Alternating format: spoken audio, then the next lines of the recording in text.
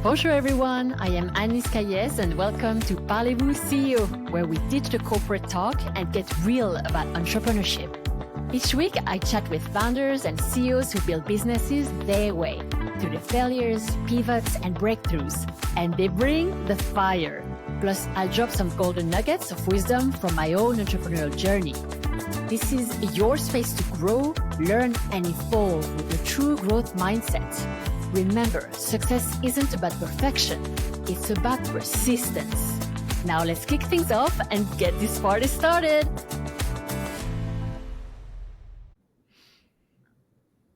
Hello, bonjour, bonjour, hello. Welcome to another episode of Parlez-Vous CEO. My name is Anis Kayes and I am your host, and I am super excited to have with me Katie Nix. So meet Katie, the founder of Bright Space Therapy. She's grown her practice to 12 therapists across Texas, combining attachment therapy with functional medicine to create innovative treatment approaches. Her journey shows what's possible when you build with intention and vision. Katie, really good to have you today on the show. In your own words, would you introduce yourself to the people who are just discovering you today? Yes, hi, I'm so glad to be here. Yes, I'm Katie Nix.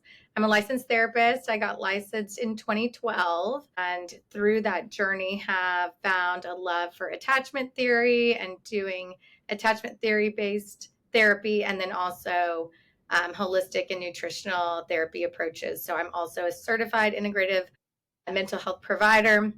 So I have extra training in natural methods to help with mental health as well. So those are my two passions and what I combine into my practice, working with typically kids, teens, and young adults. Amazing, Katie.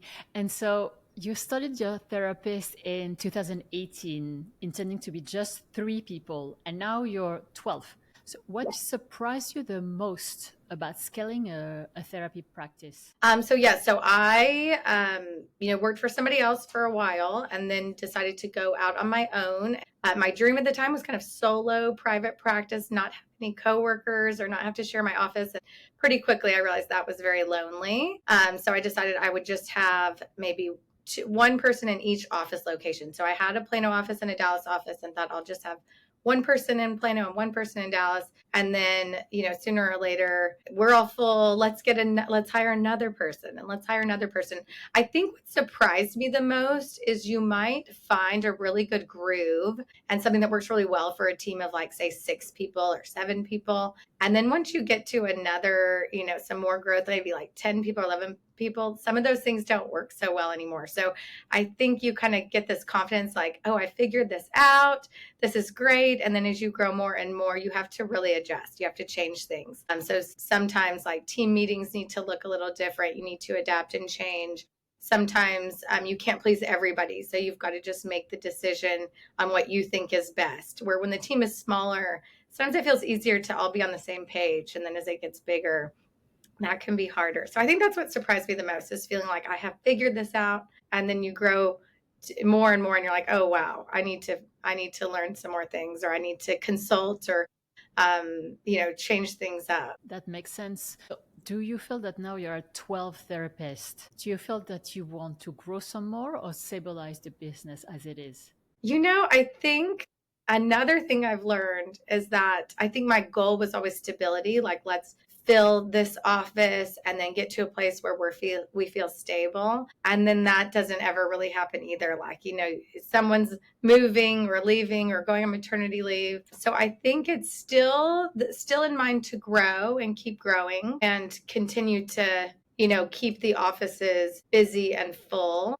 I don't know if I have any plans to get another location or get a bigger office, but I think, I'm not quite at the place of being like, this is good, it's stable. And so, Katie, you're combining traditional talk therapy with lab testing and nutritional interventions. How do you convince clients that their gut health might be affecting their mental health as well? Yeah, so I found, in my career early on, I kind of thought like therapy is the goal, just therapy. We don't need any psychiatry or anything else. Like therapy can help with depression, anxiety, things like that. And then I realized, no, maybe sometimes people do need psychiatric help or medication. But then I had so many clients who were, maybe needing the support of medication, but then having all these terrible side effects. Maybe somebody said, my anxiety is better, but I've gained 30 pounds. And so my mental health is actually worse than it was before. And I started having a lot of people asking, like, what are other options? I just didn't know. And so I'd kind of say, I don't think there is any. And then I took a small training, just a day training from Dr. Leslie Korn, and learned immediately, like the first 5 minutes, she's talking about chamomile and cherries and what they do to GABA receptors. And it was just so mind blowing. And so I think it's not necessarily hard to convince people. I think people want the information. And I think when you can offer lab testing, it adds this level of precision. So for instance, you might have a client who has anxiety and has tried several prescription medications and none of them have been effective. And then you could offer maybe a genetic test or a lab test that shows that they actually have a genetic mutation that makes it hard for them to synthesize serotonin. And that by adding a simple natural supplement, it can override that genetic mutation. So I think you can get, if people have already had things they've tried, nothing's worked, then they're willing to try some of the lab testing or other things that are sometimes more simple and sometimes more effective, depending on their genetic makeup or gut health things or daily routine. So I think people want the information. If you can kind of like lead them there and show them that, oh, hey, this is a real thing that you've got in your genetics, then there's easy buy-in after that. So it's really more about creating awareness, not necessarily like convincing them. It sounds like whenever you show people these results and this methodology, then they will just align with it and get along with it. I think people feel excited to try that, especially when it's something that feels natural and holistic. Absolutely. And Katie, so you are still seeing patients and you supervise new clinicians as well. So how do you avoid burning out while wearing all these hats as a business owner and a clinician? Yeah, I think the variety is actually helpful. I think in my career, I have realized that if I do too much of one thing, that is almost the thing that will burn me out. So for instance, when I started doing all play therapy, doing just play therapy all day, every day was a lot. And now I just do play therapy 1 day a week. And I see adults on the other days. I supervise new clinicians. And so I think that the variety is helpful. So my day might be 6 or 7 hours of meetings, but maybe it's 3 clients, 3 supervisees, and 1 team meeting or a monthly meeting with someone who works for me. So it keeps it interesting. And then I'm not doing too much of any one thing, which I think really helps with the burnout. And Katie, this is a question that's specifically dear to my heart because I both love social media. I am a marketer and I love online dating. So both, whether it's social media and online dating, have created new types of trauma for young adults. I don't consider myself as a young adult though. How has this shifted your treatment approach? Yeah, so I think, something that I'm talking to clients a lot about is this loneliness.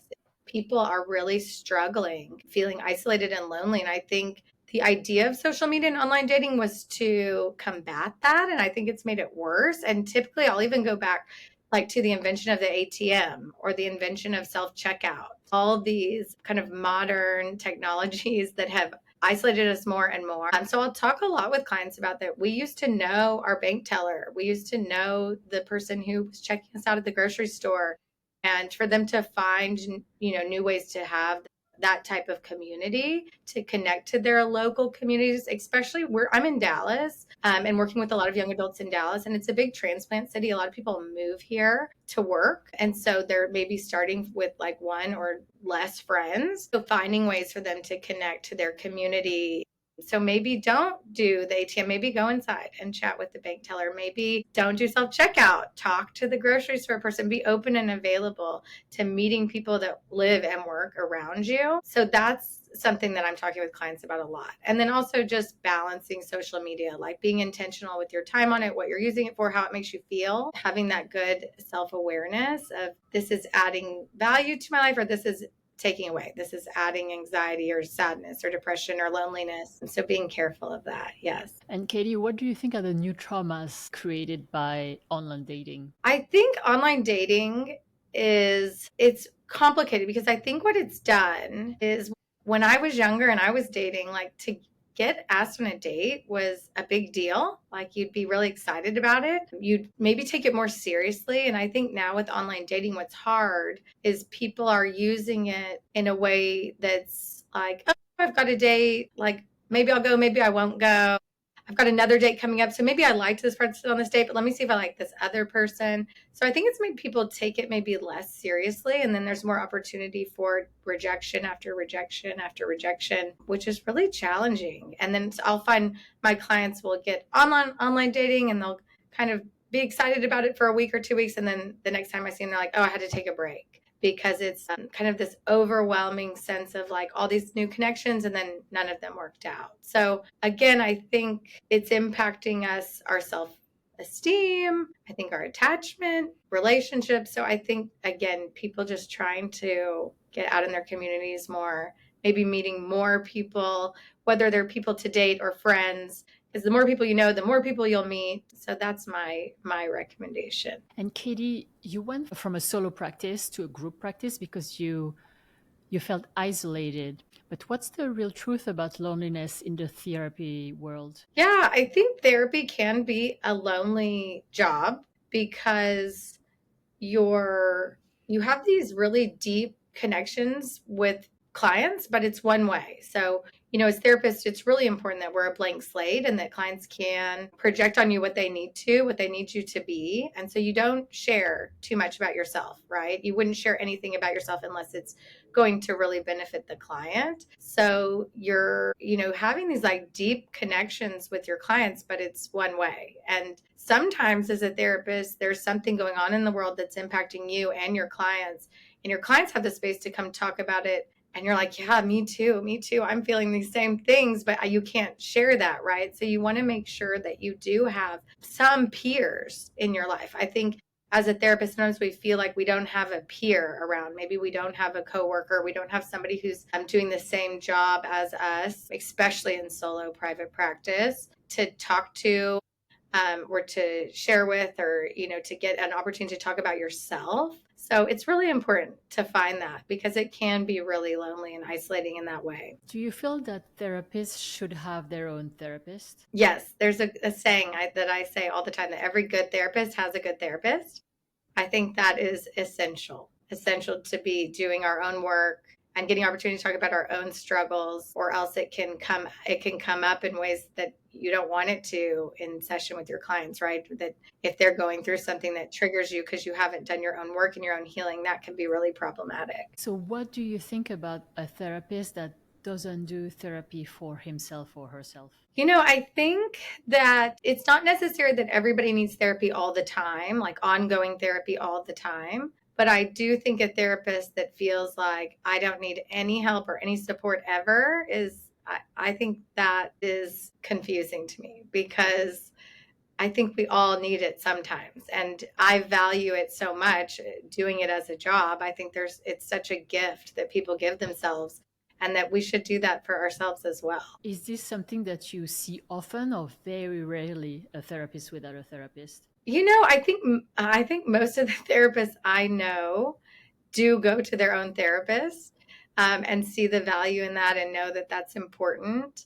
And I think also like in my practice, for instance, we've really created a culture of community here, and we do a lot of case consultation and a lot of support of each other. So try to offer that peer for each other, that there's opportunity to talk and share, which I think is also really helpful. But yeah, I think most of the therapists I know and think are great also go to their own therapist. Your father passed away when you were 10, then your mother's mental illness got worse. How did that chaos become your superpower as a therapist? Yeah, so my dad passing away, it was very sudden. My parents were married, so it really did throw our life out of whack. It was like one day he was there, the next day he was not. And then my mom really struggled after that to be a mom. So we lost our dad, and then our mom struggled to like get out of bed, to take care of us in the same way she once did.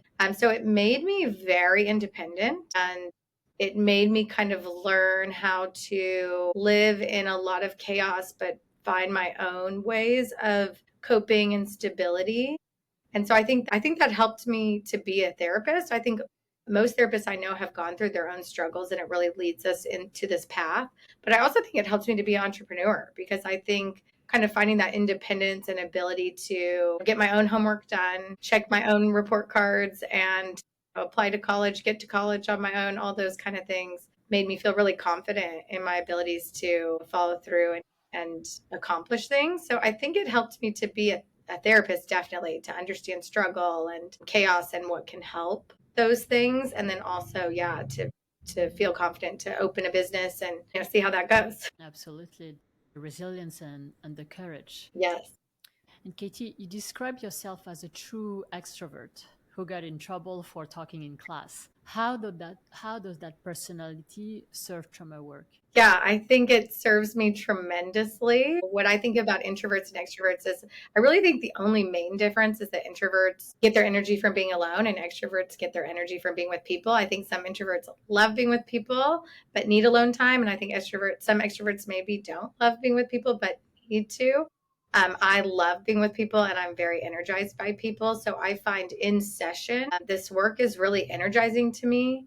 And then in between session and the administrative parts of my job are the parts that are very draining. So if I could just be with clients all day, I think I would. But so yeah, I think that helps a lot. I know not every therapist is extroverted and I really feel for them. I think they have to do a lot more self-care through their day of scheduling breaks and scheduling, time away from clients where I feel pretty confident to do, back-to-back sessions and not need too much downtime in between. So I think that has really helped that it's not too draining, even when it's heavy content, because the relationship and being with people is so good for me. And I enjoy that so much. Did I hear you right when you said there are true extroverts that don't really like being around people? I think it's possible. I don't know if I necessarily know people that are extroverted, but I think it is a misconception that introverts don't enjoy being with people and that extroverts do. I think really the difference is what energizes you. So I think introverted people, like I think there's many social introverts that enjoy people, but they know people are draining to them. And then, yeah, I'm not sure if there's extroverts that don't enjoy being with people. I know I really enjoy being with people and I'm very energized by people. So I'll notice like if I don't have a client is when I'm kind of maybe yawning or feeling kind of that fatigue. And then my client might walk in. I'm like, I'm back. I'm here. It like instantly energizes me. So I really enjoy that. And yes, talking my whole life, the only thing I got in trouble for was just talking.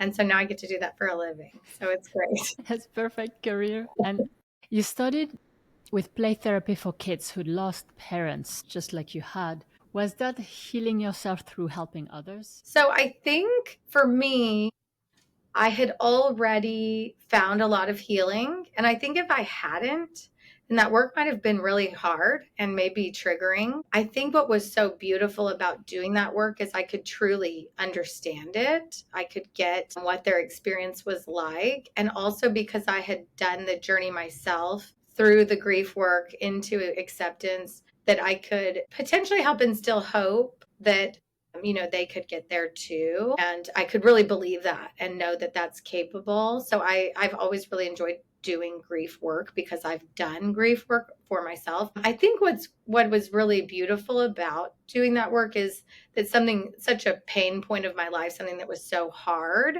became something that could help others. So I don't necessarily think it helped me. I don't think it helped me necessarily heal. I think I'd already done that work.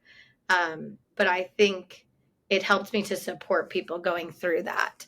And in an attachment theory, we believe that the problem isn't necessarily the problem. It's being alone in the problem that's the problem.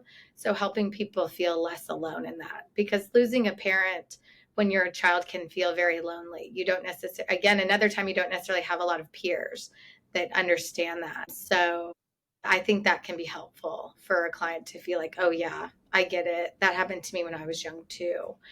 Can be really a beautiful part of the healing. And if you could go back and tell your 10-year-old girl self dealing with loss and share with her what her future would hold, what would you want her to know? So I think I would want her to know that, even though maybe my own, family was chaotic and like loss, and my mom struggling to be present for us and available to us, that I can still build this like beautiful life that I have with my beautiful family that is very healthy and stable. And essentially that like you can still, that kind of dream that you wanted your family to be and the loss of that, that there's still this opportunity to build this life that you're wanting. So yeah, to like get out there and make it happen, sort of. Yeah. And Katie, what's coming up for Bright Space Therapy this year, and where can people find you? So my big goal, I think this year, where I'm wanting to move into more and more, is to do more and more of the nutritional therapy stuff. That's really my passion. I love doing lab testing and recommending supplements and recommending natural ways to boost our mental health, our sleep, those kind of things. So that's really my focus, that I'm putting a lot of my energy and more trainings and more of those kind of things. And then for Brightspace as a whole, I think for us to continue to grow, as a team and help each other be better therapists through our case consultations, those things is always the goal for us, to just get better and better at what we're doing. And so, yeah, people can find us. So on Instagram is at Brightspace Therapy. And then my nutritional therapy page is katie.nutritionaltherapy. Amazing, Katie. It was such a pleasure to have you on the show today. Yeah, it's such a pleasure being here. Thank you for having me. And that wraps up today's episode. I am Annelise Caillez, and I can't wait to join you again next week. Thanks for listening to Parlez-Vous CEO today. If you enjoyed the show, leave a 5-star review. It helps us keep going. And connect with us on Instagram at Parlez-Vous CEO. I am Annelise Caillez, and I know some days are harder than others. On those tough days, think back to why you started. What you're doing today matters, even when you can't see the results yet. Ideas are great, but it's what you do with them that counts. Find everything we talked about today at parlezvousceo.com. See you next week, and you've got this.